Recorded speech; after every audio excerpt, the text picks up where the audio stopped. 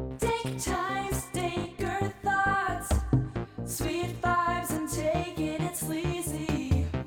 The dankness is taking over, nonsense is dancing through his mind.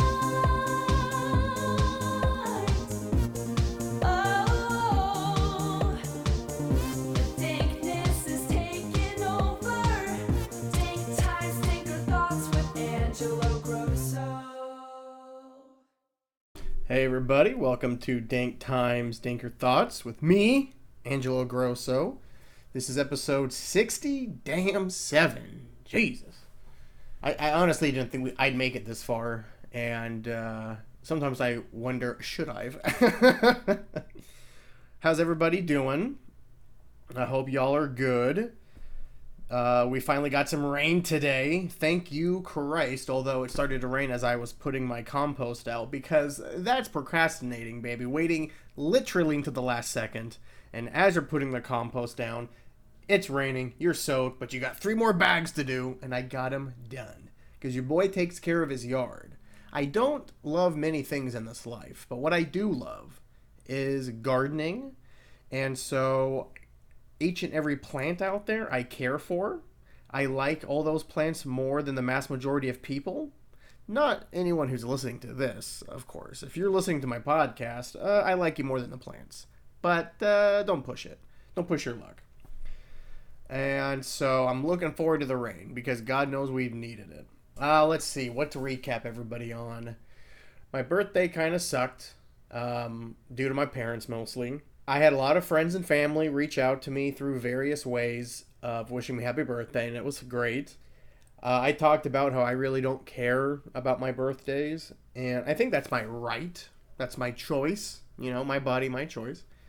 I wasn't that bothered that I wasn't doing anything major or really anything for my birthday, but I did expect my parents to wish me a happy birthday to, do something for me, something. And my mother, to her credit, she gave me a nice phone call in the morning, and we talked for a little bit, and then I went to go see the old man, and that's where the shit hit the fan.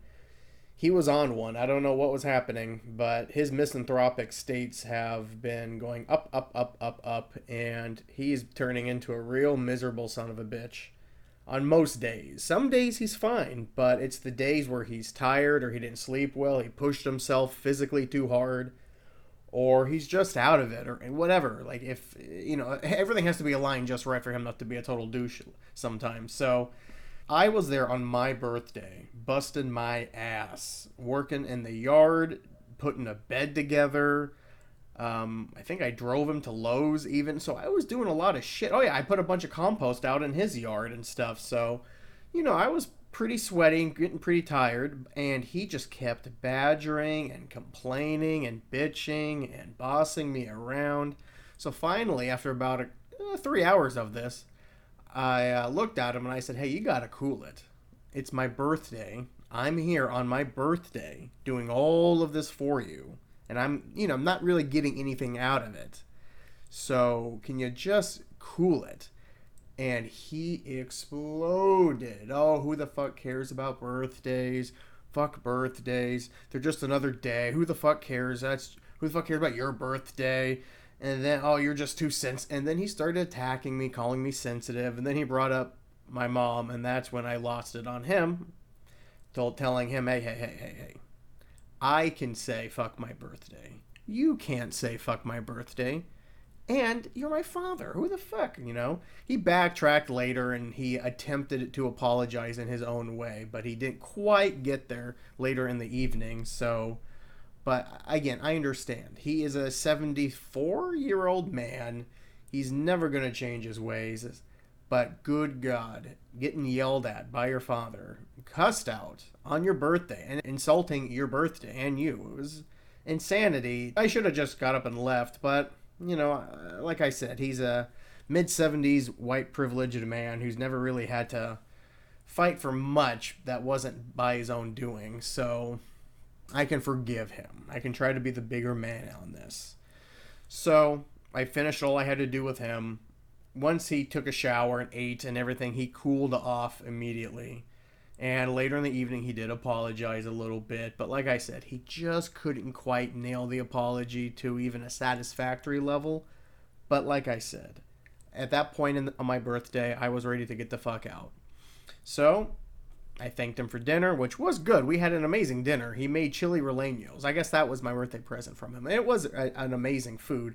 And Elaine did bring me the best chocolate cheesecake I've had in years. And she also bought me a giant fucking CBD bath bomb. She made sure to tell me it cost about 30 or 40 bucks just for this one giant bath bomb. And side note, that motherfucking bath bomb made the bath I took with it probably top 5 best baths of all time, if not top 3. If not top 3. I don't know what was in that bath bomb besides CBD. There had to have been more voodoo witchcraft shit or something. Something mystical was in that motherfucker because my bathtub, I filled it up pretty good. But when laying down, you can see it's only 5 inches of water. No, that's not a lot of water. How fat am I here? I don't know. All I'm saying is I've never taken a bath, looked down in the water, and not seen, like, my body. Unless it's a bubble bath. Which, side note, I took my first bubble bath in probably a decade. The bath before the CBD bath bomb bath. And that blew my mind. In fact, I took a picture of myself, and it's now on the dating profiles I use on those dating apps. So, if you want to picture your boy drowning in a bath water, surrounded by bubbles, look on those dating apps. I don't remember which ones I have. They're all fucking the same to me. All scams! Anyway, so back to this bath. I don't know what was in this bath bomb because I was in heaven. The minute I hit the water, it almost felt like I was swimming in, like, angel's urine or something. Like, it just... I don't remember water feeling like this before. It's almost like I was floating in... Oh, like fizzy water, but like that good shit. Like, you know what I'm talking about? That fancy, juicy water that's... it's carbonated, but man, I can't remember shit. But anyway, it felt really good, my point. But the bath water, I couldn't see my body. It was thick. It was almost like 1% milk thick. I looked down and I couldn't see my arms or my body. I was like, holy shit, this is the best bath bomb ever. Plus, it smelled good and it made my body feel good. And I tell you, I was in that bath for about an hour and a half. It was amazing. Anyway, so back to my birthday. So that was an amazing present. So thank you, Elaine. On my way home, called my mother to see how she's up to. And she broke my heart in a completely different way, telling me that she used some money I gave her to help her out until payday. She used that money to go to the casino on my birthday and lost everything plus more. And I almost crashed my car because I could not believe my two parents were just fucking me up like this on my actual birthday. So, a quick story about my mother. I love her, just like I love my father. I love my parents. They've done a great job with me. I think I'm pretty well off, okay, overall. But, you know, they definitely have their pitfalls. And with my mother, it's gambling. I don't know where it came from. I don't know if it's in the family. My sister had it. I don't. I don't mind going to the casinos, but when I go, I don't gamble for more like 100, 150 bucks. I'm just not into it. But my mom just loses her fucking shit and goes crazy there. And all she does is play slot machines. It's not even fun. So we've worked it out over the years that as long as she tries to seek help for this and won't lie about it, that when she does hit a snag in her monthly bills and she does need a little help, because my mom is broke as shit. She worked her ass off her entire life, made a few bad financial mistakes. However, she's now in her 70s, living in a government-controlled housing for seniors, and she never has money, people. She basically can buy bare ends meet. And she gets depressed about this, and she suffers from depression anyways, like my father does. Undiagnosed, but it's obvious. She's also lonely. She lives alone out there. She refuses to get a pet because she doesn't want to care for anything. I don't visit her a lot because she lives all the way out in Bremerton, which is about an hour and a half drive. And plus, in the middle of COVID, I can't go visit a senior housing building with hundreds of seniors that are living, you know, month to month that don't have the best health to begin with. And so we haven't been seeing each other for the last couple of years. We talk every day, but that's not the same. So she's bored, she's lonely, she has no hobbies, and, sometimes something's got to break. And so I gave her a couple $100 earlier in the week to help her out for about a week and a half. And to find out on my birthday, after she called me and wished me happy birthday, she took that money and did something that she knows I disapprove of. She lied to me about it and used the money and lost everything. And then she, of course, needed me to give her even more money. And I said, absolutely not. Which is never something you want to tell either of your parents is no when they need your help. But sometimes, enough's enough.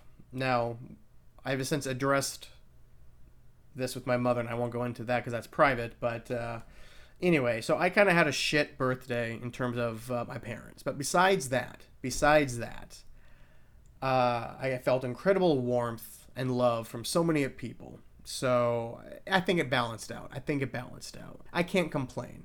If that's all I had were my parents' experiences, then yeah, it would have been a pretty goddamn awful birthday. But countering that with phone calls and texts and voice messages and videos, it was overall not a great birthday, but it was an okay birthday. So, but anyway, let's move on to some other things that have been happening to your boy.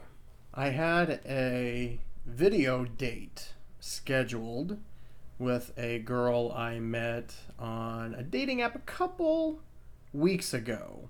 Even before I met my Ukrainian lady friend, I was talking to this girl, and she lives out in Olympia.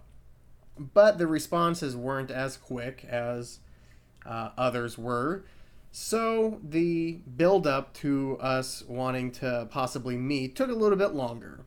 But I shot my shot. I asked her what her weekend plans were, and if she had some time, I would love to head down to Olympia and get lunch or dinner or go do something. I basically wanted to get the ball rolling and let her know, hey, if you're available, I want to meet. Let's, take the next step here. She wrote back saying, well, I'm busy this weekend, but why don't we do a virtual date tomorrow evening? So I thought, well, that's cool. I wrote back, absolutely, let's do it. And she wrote back, good, I'm off work after 6. So to me, that meant that the next day, we were tentatively scheduled to have a virtual date sometime around 6.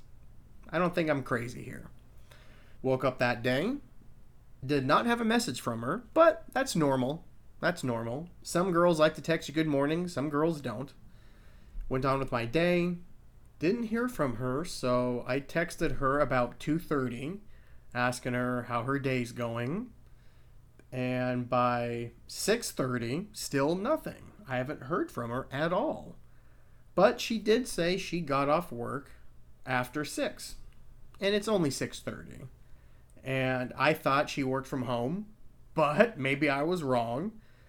And so then I sent her a text at 6:30 saying, I'm ready whenever you are. And I never heard from her one bit. Not one iota, not a peep. And I waited a couple hours because I don't know. I have no idea what's going on. Maybe an emergency happened. But by around 8:30, I texted back saying, all right, I guess we're not doing tonight. Thinking, well, surely she'll text me, giving me a reason why. But maybe I expected too much because nothing. And it's not just like we were talking only for a couple days or a week or so. I've been talking to this girl for over a month. Almost every day. Again, sporadically, but still almost every day. And it was her idea to do this. I was willing to go in person, but I understand how some women would want to do a video virtual date thing first. I get that, Again, I've talked about it before. The murder argument. But it was her idea, and to completely flake out and to not even give me a reason or an apology or something. Say, hey, I'm running late, or, maybe tonight's not a good idea, or I'm having second thoughts. I'm not sure I want to do this at all. Give me something. Give me closure or something. So I texted her this afternoon saying, well, I haven't heard from you, so I don't think I will. I thought I should have at least gotten a response from you by now, but all right, whatever. And I deleted it, so It's shitty because I did kind of feel the inkling, the very beginning of maybe some kind of connection or so. Not as much as my Ukrainian lady friend, who I still mourn that it couldn't be a normal fucking relationship and she couldn't just live here or I live there. And I don't know why I meet this amazing person and there's just no way to make it work right now. And God only knows how the future is going to look, but we're trying. We're trying. But we're also realistic, and we talked about this. We talked about, hey, if you find someone else, cool, but just keep me updated. Let me know, because I care for you. So, it's frustrating. It's frustrating. I don't know why I have such hard luck with these American white women, but these foreign ladies love me. It's not, I should say it's not just foreign ladies. It's basically most women who are not white American seem to like me and to treat me with a little bit of respect, as much as I give them, at least. So, I don't know. Maybe it's my fault for thinking that I could be on the same page as someone from Olympia. What was I thinking? Olympia. She's probably fucking Antifa. Nah, I don't give a fuck. I don't give a fuck about that. Probably has some good points, but c'est la vie. You move on. I am still talking to my Ukrainian lady friend, but the connection is awful. She's working crazy hours, and so we go from talking all the time, all day, to once every 2 days, twice every 2 days, something like that. So that's shitty, but, you know, I'm trying to keep a modicum of a positive outlook out there that it's either with her or I just got to keep looking and find that person. So it's got to keep looking. Got to keep looking. And I'm hoping that with Halloween coming up and some stand-up comedy shows, some concerts coming back, that there's going to be ample dating events so that when I do meet someone, I can pick and choose what I want to do with them for a date, because that's kind of hard. We're in the middle of a coronavirus spike. I don't blame anyone for not wanting to meet. I really don't. And that's why I think virtually is perfect for now. But eventually you want to kind of have that human contact. So let's hope that by October, this DeSantis variant, as MSNBC tells me it's called. I thought it was called the Delta variant, but they tell me it's DeSantis and Abbott. But who knows? I'm no expert here. I hope by October there will be chances for Halloween parties, because oh my god, I missed it so much last year. I love Halloween, and there's nothing better than taking a chick on your arm, getting a cool costume together, and going to a goddamn party. That's fun. That is my heaven. So let's hope it happens.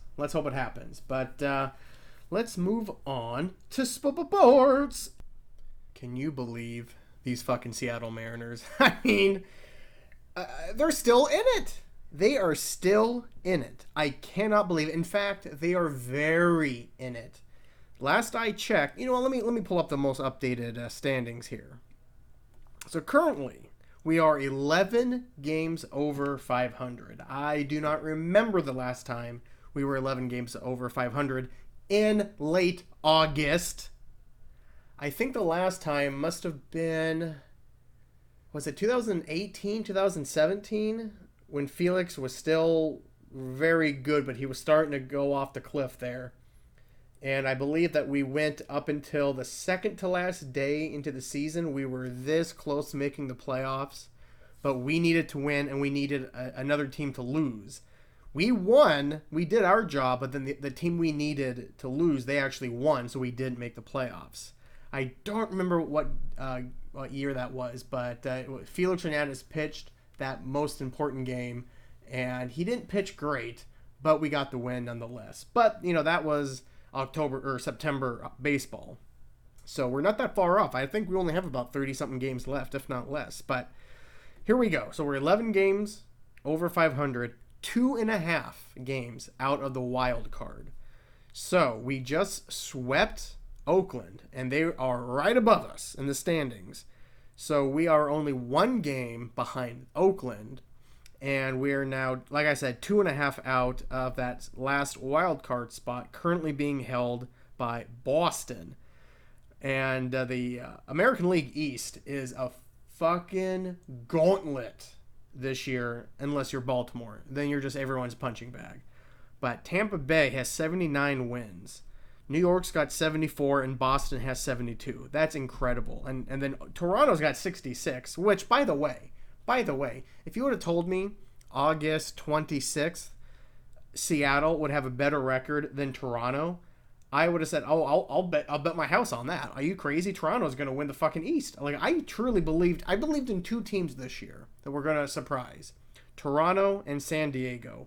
Both of them are surprising. Both of them were good, but I mean, I don't think there's two worse teams in the last month than Toronto and San Diego. I mean, San Diego was once in the playoffs, and now they're 1.5 games out of the playoffs. And Toronto is 5 games out. I mean, what happened to my two baby teams? Come on, man. Do I think we're going to catch Houston? No. We played them, a couple days ago, and they kicked the bejesus out of us besides one game where we had to throw everything at them. We barely won. We're just not that good yet. We're not that good yet to keep up with the Houstons. But I think we could beat the Oaklands of the world. We could beat the White Sox of the world. And I think we could do pretty good with the Rays. We've already beat the Rays a lot this year, actually. Now, the Yankees, I think, would have our number. Boston, yeah, I think they would beat us, but I think it would be more of a fight. I think we would be slaughtered by Houston and New York. I think Chicago and Boston would be tough, and they would beat us. But I think we would beat Tampa Bay and Oakland if we had to, and Toronto. Toronto would be kind of tough, but I mean, I don't know what the fuck's going on with Toronto. I mean, they're really sucking the big one right now. So, as I speak, I believe the Mariners are playing the Royals, so it would be nice if we take 2 out of 3 from them or more. But I keep pinching myself every morning as a Seattle Mariner fan, thinking I can't believe this team. This is not a Mariners team that was supposed to contend this year. This is not the Robinson Cano, Ichiro, Felix Hernandez teams, you know. This isn't the Richie Sexton, Adrian Beltre, Ichiro, Jimmy Moyer, Felix Hernandez teams. This is not them. These are a bunch of patchwork players. We had going into this year, legitimately, 3 players I would say that maybe could make the All-Star game. That was Kyle Seager, Haniger, and Marco Gonzalez.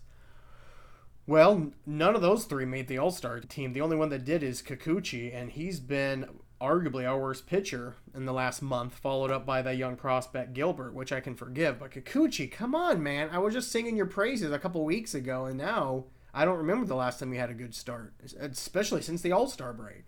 And we got to pick up that $16-17 million option. Now I don't know what to do, you say?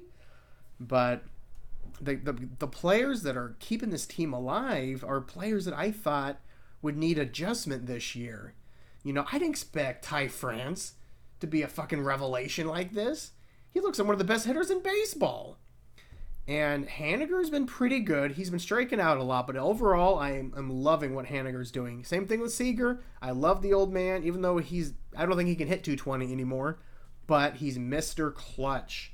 He's Mr. Clutch. He may only get 1 hit a game, but it's like a 3-run home run or a 2-run double.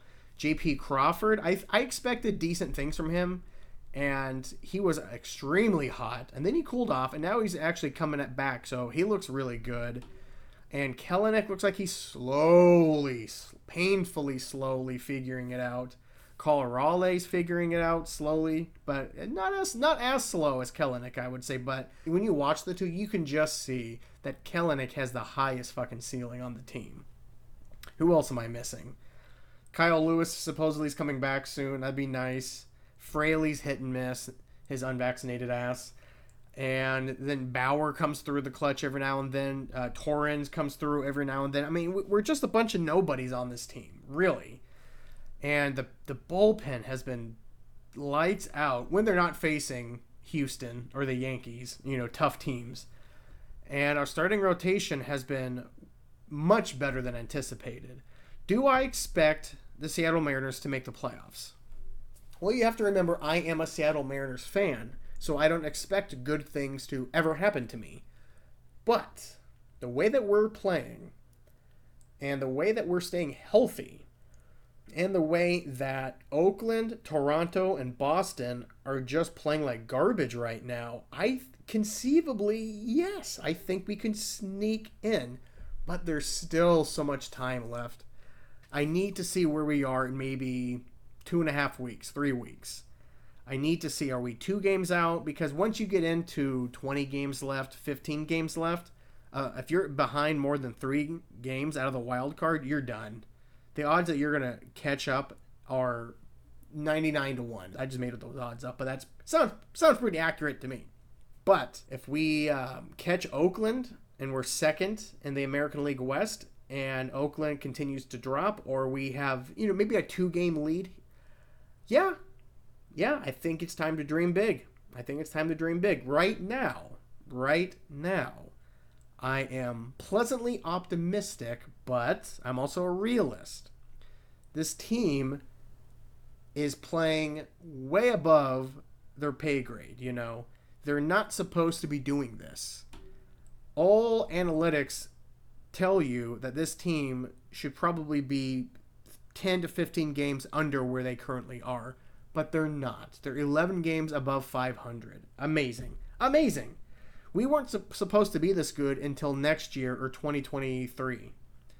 The fact that we're this competitive now and we still have some of the cream of the crop prospects that are just ready to come up next year. Kellenic being the first big one.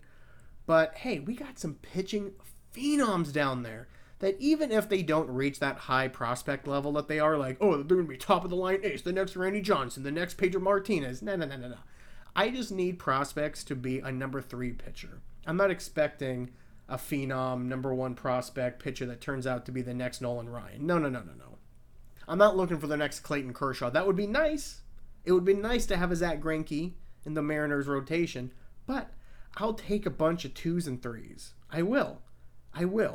Because you don't need that in today's baseball. Just like you don't need a player to hit 330 and hit 40 home runs. Those players are like, there's like 5 of them. This isn't the steroids baseball day, okay? This isn't even 10 years ago. So the fact that the Mariners are doing this on a team like this with their run differential is negative like 60 something. So we have our opponents have outscored the Mariners by like 60 runs. Again, I made that number up, but I think I'm fairly there. And so, God damn it, I love you, Seattle Mariners. I love you. The Seahawks are starting. I'm excited about that too. And in fact, I can go over a little bit of the Seahawks because I had my first fantasy football draft. And this draft, I think I started off good.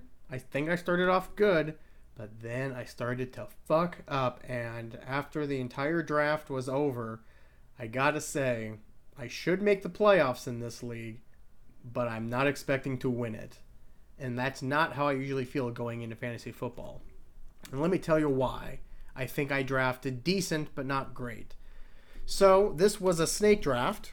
And so I was picking near the bottom because as I've talked about in previous podcasts, I missed the Idaho trip with my best friends where they did something to determine draft order. And because I was not there, they just threw me down to where no one wanted to pick. And so that was picking 11th in a 12-man league, right? We got 12 people, right? Am I crazy here? 12? 12. Yeah, 12. Okay. So I started things off with Jonathan Taylor, running back for the Colts, which he's a starter. I don't think he's sharing the carries with anybody there. Number 2, I picked Aaron Jones, starting running back from Green Bay. Again, so I have 2 great running backs. Third pick, I did a little shocker there. I drafted DeAndre Swift because I thought new head coach in Detroit, DeAndre Swift can run and catch, and he's a good blocking third down back. This is a steal. But now I look, and they don't know if he's going to play because his conditioning is crap and he's injured. So it looks like I fucked up there. So when I made the pick, I thought it was a miraculous pick. Now I'm looking at it thinking, what the fuck was I thinking? And that continued with my 4th pick. I reached big time. I picked Russell Wilson. Oh, why? I'm the hugest Seattle Seahawks fan you'll ever meet, but I hate drafting Seahawks players because it ruins Seahawks games for me. And who do I choose? Russell Wilson, the goddamn quarterback. Which, I gotta tell you, Russ, I think you're a creepy dude. I think in a couple of years, your house is going to get raided and we're going to find bodies in your basement. You're a suspect. That's all I'm saying. Russell Wilson. If you don't believe me, look up Russell Wilson, Mr. Unlimited, and you tell me that that man is human. So I reached on back-to-back picks. The reason I picked Russell Wilson so quickly in the 4th round was that I was watching a run on quarterbacks and I freaked out thinking, you have to get a quarterback that can both pass and run, and Russell can do both, although he's not much of a runner anymore. Those quarterbacks went top 4. I believe it was Mahomes, Jackson, Josh Allen, and somebody else, and then I had to take Russell because I don't know who else is going to be there. But then in the 5th pick, I think I did pretty good. I got Allen Robinson from Chicago, the number 1 receiver there. Even though he's going to have Andy Dalton or the rookie Fields throwing to him, he's still the number 1.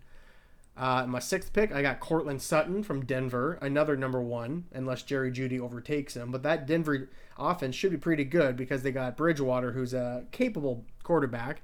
And I reached again, and this may be the biggest reach, is that I picked Laviska Shenault in the 7th round and from Jacksonville because he is my boom player this year. I just think he's going to have a breakout year. I think he's going to get something like 1,100 yards and double-digit touchdowns. I just feel it in my bones. But I think I could have waited a couple of rounds to get him. I don't think anybody was going to pick him. So I reached a big time on him. In the 8th pick, I got Noah Fant, the Denver tight end, which, again, a number 1 tight end. The only downside is I now have 2 starting positions for the same team, Denver, and unless Bridgewater shows me that he's more than just a capable quarterback, they're not going to put eye-popping numbers. I could be wrong, but I just don't see it right now. In the 9th round, I picked Marquise Brown from Baltimore, the wide receiver, Hollywood Brown. The problem is Baltimore doesn't pass a lot. They're a running team because, let's face it, Lawrence Jackson is not that good of a passer yet. He's getting better, but he's still a gadget player, in my opinion. But if he can stay healthy and show some progress, I think their passing game will step up big time. So I think that's a good pick in the 9th round, Marquise Brown. In the 10th round, I got my backup quarterback in Joe Burrow. Now, some of you might be thinking, well, isn't he coming off a major injury and he's on a shitty Bengals team? Yes, all of the above. But before his injury, he was breaking all rookie records. So if he can get back to even half of that, I think he's going to be pretty good. And the fact that he's a backup, I don't think is too risky. In the 11th round, I reached a little bit, and I picked Zach Moss, running back for Buffalo. I think he's going to beat out Singletary, the other running back there. But when I look at the preseason stats, it doesn't look like Zach Moss is going to beat out Singletary. So that was a fucking bad pick again. In the 12th round, I picked Irv Smith Jr., the Minnesota tight end. He should be the number 1 tight end in Minnesota this year since they don't have Kyle Rudolph anymore. So I'm thinking between him and Noah Fant, I have 2 damn good tight ends. In fact, I would say the tight ends are the best group I have on this team. The running backs are a little bit better because I picked, I'll get to that in a second here. In the 13th round, I think this is my best pick of the entire draft. Mecole Hardman, Kansas City, in the 13th round. Is he the number 1? No. Is he the number 2? No. But he's the number 3 passing option and one of the best offenses in football. He is behind Tyreek Hill and Kelsey, the tight end there. Sammy Watkins is gone, baby. And I don't think Clyde Hilaire can catch. So I think getting him in the 13th round is a steal. The 14th round, I picked my last running back, a rookie. I hate drafting rookies, but it's hard for me to say no to Michael Carter. He's a running back out of the Jets. And I just think that the running backs currently on the Jets team are trash. And I think this Michael Carter can beat them to at least be a pass-catching running back, although I think he can do it all. So he is also one of my boom players this year, along with Shenault in Jacksonville, is this Michael Carter rookie with the Jets. In my last 2 picks, I picked a kicker and a defense. Matt Prater, kicker for Arizona, because I think Arizona is going to have a good offense this year. And at the very least, they're going to get in the red zone a lot and get some field goals.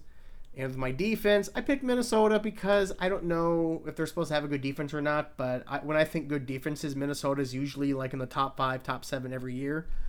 So all in all, I give this team a B minus. A B minus. It started off good with Jonathan Taylor and Aaron Jones, but DeAndre Swift sure looks like he's fucking me. He doesn't look like he's going to be anything until later in the year, maybe. I think I reached on Russell. I think I did pretty good with Allen Robinson and Sutton. I massively reached on Laviska Shenault. I think I did pretty good with Fant, Brown, Burrow. Zach Moss, I absolutely reached on. I probably could have got him when he was a free agent. I don't think anybody would have drafted him in the 11th round. Jesus, what was I thinking? That may be the worst pick. And Irv Smith, I think, is a steal. Hardman is a steal. Carter, we'll see. But he was my third to last pick. Who gives a fuck? Matt Prater, he's a kicker. Who cares? And the defense, I think I can do pretty good. ESPN, who is where we're doing this league, predicted that I would come in 10th out of 12. So, fuck you, ESPN. I think I will finish 5th. And that will be good enough for the playoffs. But enough about sports. Let's go on to some TV shows and movies that I've been watching. This is not surprising because I talked about it a bunch on the previous podcast, but I loved the Miss Pat show. I binged watched that shit in 3 days, and I recommended it to everybody, even to my parents. And I watched a little bit of it with my father and Elaine on my birthday, and I'd like to think they liked it. I don't know if they kept watching it without me. My mother, not so much.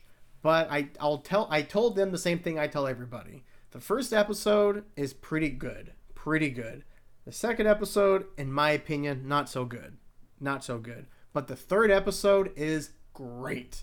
Brilliant, in fact. One of the best TV sitcom episodes I've seen in probably a decade or so. Well, I'm saying that because I don't watch sitcoms, so I don't know. But it was a pretty impactful episode. I don't want to give anything away, but I recommend highly the Miss Pat show. I think they got renewed for a second season. I hope they did. Maybe I misunderstood or misheard, but there is 10 episodes, and again, that's on the BET Plus app. I'm paying for it because I don't mind supporting a business that supports Miss Pat.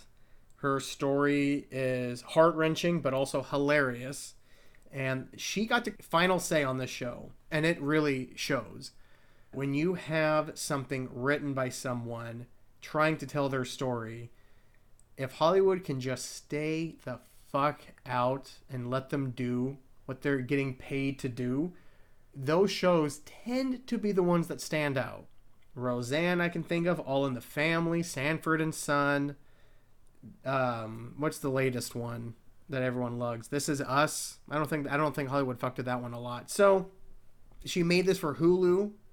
Hulu backed out, saying it was too much, meaning it was too controversial. Because hey, there is a lot of controversy in this show, but it's real. You know, they keep it comedic, but you know, there's a lot of tears in that show, including the last episode. I was bawling like a motherfucker. I would give it a shot if I were you. If you have cable, you can sign into it through there, or if you want to pay for it, cool, do that too. But yeah, definitely check out the Miss Pat show. It is, in my opinion, a very important show for everyone to watch, regardless of race or age or sexual preference. It doesn't fucking matter. The show's for everybody. Just because it's on BET doesn't mean it's just for black people. That's the number one pushback I've got. Oh, BET, I'm not going to like that. Isn't that just for black people? Isn't that racist? And then you look like, do you have a Blue Lives Matter flag around here somewhere? You're sure talking like one. But I thought you're thinking, don't be stupid. You could be missing a few chromosomes there. So give it a shot. And if you're not going to watch the show, at least check out her shit on YouTube. That's free, you lazy fucks. I also am caught up with my other favorite show right now is Reservation Dogs. The first episode was the pilot, so it wasn't a really good episode in my opinion. But every episode after that, it kept getting better and better and better. And now I love the show. Love it. The second or third episode is my favorite one. The one where they go to the clinic Reservation Clinic. Let me see. It has Bobby Lee, one of my favorite comedians and podcasters, as the head doctor. Okay, it's the second episode, Indian Clinic. But kind of, the third and fourth episodes are good too. I don't believe the fifth episode is out yet. So there's only 4 episodes currently out on Hulu. The Miss Pat Show, the whole season is out. So if you have Hulu, I would at least give the first couple episodes of Reservation Dogs a try. The first 2. If you don't like it by the second episode, this series is not for you. And lastly, Dave. I talked briefly about it a couple weeks ago. I wasn't a huge fan of the first couple episodes. There was one really good episode mixed in there, but overall I was unimpressed. And in fact, I was even debating do I want to keep watching it. But I'm glad I did, because it picked up near the end. And even though I started to really dislike the main character, which I think is the point, but I started to dislike Dave so much that I didn't want to keep watching the show. But I told myself, hey, grow up, you fucker. Come on, man. And thank God I did, because the last 2 episodes are not only hilarious, but very heartwarming. And I was crying my ass off in the last episode of Dave. If you've watched Dave and you know how it ends, if you don't cry, then you're not a fucking human being. You're just like Russell Wilson. You're dead inside. There's nothing behind those eyes. I'm starting to get teary-eyed just thinking about it. Oh, man, I love that fucking show. Ender Santino is great in it. Gaeta is great in it. I love the show. And the people that play his parents, so good. So good. So I'm glad that I stuck with Dave. I'm glad that I got over myself and said, you enjoy the show, fuckwad. Just keep watching. At least see how it ends. And I'm glad I did. And with that, I think we can wrap up here. I think I finished a little early. See, we don't have enough time to do Angelo's journal. Nothing really going on in the news that didn't already talk about last week. I still support Biden. I still think holding firm on that August 31st deadline is a good choice, even though we had that Kabul airport terrorist attack today, which is horrific, but unfortunately it's not unexpected. God damn, it's tragic, though. I don't understand why there's so much fucking hate in people's hearts out there. I mean, I understand rage and anger, but to a point where you're going to do a suicide bombing in the fucking airport and people are trying to just live. Oh, God. But, we're getting thousands and thousands out every single day, and we still have, another week or so to go before the deadline, and it sure looks like we're going to get everyone that needs to go out, but I don't know if that statement's accurate. I don't know. I don't know if that statement will ever be accurate, but maybe these are the lies that you tell yourself so that you can sleep at night. But like I said, I am still very supportive of Joe Biden. I don't give a fuck that his approval rating looks like it's dipping a little bit because of this. I think the American public is fickle, and in a couple months' time, nobody will care about what just happened. You may see the highlights every now and then, but it's not going to dominate the news cycle. And so, unless Biden fucks up, his approval rating should go up a little bit, because it looks like with the Pfizer getting the FDA approval, vaccinations are going out more and more and more. And even though there are thousands and thousands and thousands and thousands of children that are getting quarantined because they caught COVID with unmasked and no mask mandates in schools, which I'm not a parent, I'm not a teacher, I'm not a doctor, I'm not an expert on this, so I really don't even care to give my 2 cents about it, but I feel bad for the kids that get very sick, and I feel bad for the families or the relatives that catch COVID because of this, because COVID is fucking people up. There's people that have it who never truly get over it. I'm not trying to freak anybody out, but if you can take the proper precautions, why wouldn't you? I was a little cocky and not wearing my mask for a couple weeks because I thought, hey, I'm vaccinated. The odds of me even getting COVID is slim to none. But with this Delta variant affecting the vaccinated, not at a high percentage, but higher than thought, that it is a little unnerving. So I'm wearing the mask again. which I think I can put up with a couple seconds of my glasses fogging up and not to catch this horrible virus. So, sometimes you got to be the bigger man. That may be the theme of this episode, being the bigger man, being the bigger person. It doesn't have to be the man, but you know what I'm trying to say here. So, lastly, there was one, I guess, political thing I did want to briefly touch on. I want to give more praise to the President Joe Biden for signing the PAWS Act. And that's PAWS spelled P-A-W-S because this involves service animals. This bill will require the Department of Veterans Affairs to cover the cost of service dogs for vets living with PTSD in a 5-year pilot program. The Department of Veterans Affairs estimates that an average of 20 vets dies by suicide every day in the U.S. The PAWS Act will connect more veterans with service dogs trained to support mental health conditions like PTSD. And it goes through the research that was conducted. But the most important thing that came out of that research was that Kaiser Permanente and the Purdue University, veterans working with service dogs show fewer symptoms of PTSD and depression, leading to a host of benefits in their interpersonal relationships, lower risk of substance abuse, and overall better mental health. The U.S. Senate unanimously passed the bill in August after it was passed by the House in March. When was the last time you can remember the Senate passing anything unanimously? I mean, you have to go back to the fucking 1940s during World War II, probably. The law will also designate eligible veterans to receive dog training instruction from non-governmental accredited service dog training organizations, allow eligible veterans to learn positive reinforcement training and skills that are unique to their own needs to help address or alleviate their PTSD symptoms, provide veterans participating in the program with the opportunity to adopt a dog that they actively assisted in their training. Oh, I love that. Provided the veteran and their health provider determine it to be in the best interest of the veteran. And then they go through some eligibility requirements. But anyway, between this and getting us out of Afghanistan, President Joe Biden, in my opinion, has done more for veterans than the last 5 or 6 presidents combined. So with that, I think we can wrap up. I'm looking through this podcast here. I don't know what the fuck we talked about. I feel like I talked about nothing for 40-something minutes. So if you made it through all that, you're a goddamn survivor. I hope I don't give you PTSD. All right, everybody, I love you. Take it sleazy.